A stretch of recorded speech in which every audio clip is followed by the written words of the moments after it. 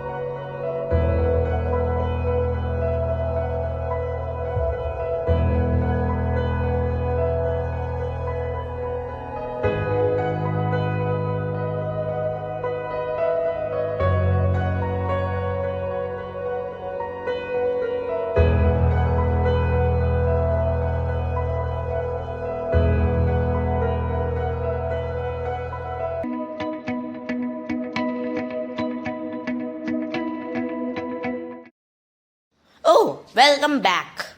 So this brings us to the end of the tutorial and the series.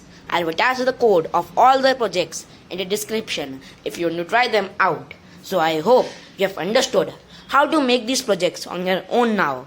Thank you all for the wonderful time I had with you all in the series.